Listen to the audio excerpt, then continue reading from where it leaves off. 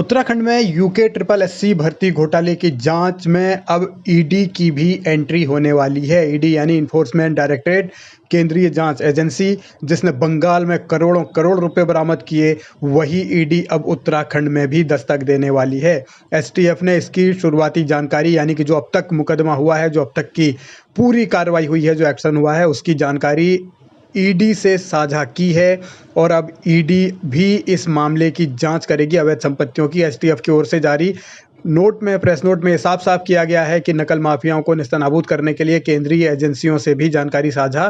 की जाएगी। मजबूत कानूनी शिकंजा कसने के लिए एसटीएफ ने अब तक 15 गवाहों के भी बयान कलमबंद कराए हैं। इसके अलावा अब तक 83 लाख की नकदी भी बरामद हुई है। इसी के आधार पर अब इन्फोर्समेंट डायरेक्टरेट को भी जो प्रारंभिक जांच है उसकी रिपोर्ट भेजी जा रही है। यानी हाकम सिंह और उसके साथियों ने, उसके आकाओं ने जो काली कमाई की है भर्ती घोटाले के जरिए, उस काली कमाई का भंडाफोड़ अब ईडी करेगी और रिकवरी के लिए भी फिर इन पर एक्शन लिया जाएगा। यानी कहां कहां इन्होंने मोटा पैसा छिपाया हुआ है भर्ती घोटाले में, ये जो भी आरोपी हैं उनकी अगर अवैध संपत्ति मिलती है उसकी जांच होगी और उसके बाद फिर एक्शन भी उसी हिसाब से लिया जाएगा। अलग अलग 18 गिरफ्तारियां हुई हैं अब तक और 83 लाख रुपए बरामद करने के बाद एसटीएफ इस नतीजे पर पहुंची है कि इसमें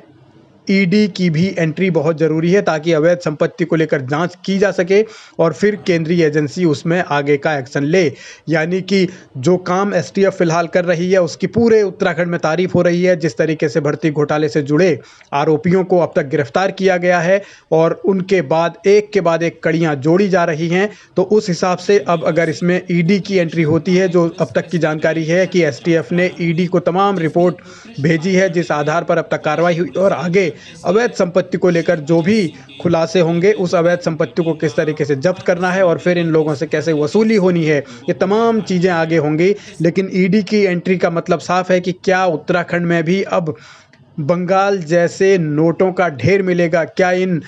जो धन कुबेर उत्तराखंड में बने हुए हैं, छात्रों का भविष्य खराब करके, छात्रों से रुपये ऐंठ कर और हजारों छात्रों को उनकी ज़िंदगी बर्बाद करके जो ये लोग बैठे हुए हैं, क्या इनकी काल कोठरियों से अब रुपये निकलेंगे? इस बात की भी अब दिलचस्पी बढ़ने लगी है, क्योंकि अगर ईडी आती है तो यूके ट्रिपल एससी घोटाले से जुड़े जो भी आरोपी हैं उनकी तह तक जाएगी और फिर जो अवैध संपत्ति का खेल होगा उस खेल का पर्दाफाश होगा। यानी उत्तराखंड के लिए ये एक अच्छा मौका है और उत्तराखंड में ये बहुत अच्छी एक शुरुआत हुई है कि भ्रष्टाचार को लेकर अगर चोट करनी है तो ईडी को लाइए और ईडी के जरिए अवैध संपत्ति जिन जिन लोगों की भी है उनकी जब्त कीजिए। और अगर ऐसा होता है तो यकीनन ये उत्तराखंड के आने वाले कल के लिए एक बेहतर संकेत हो सकते हैं।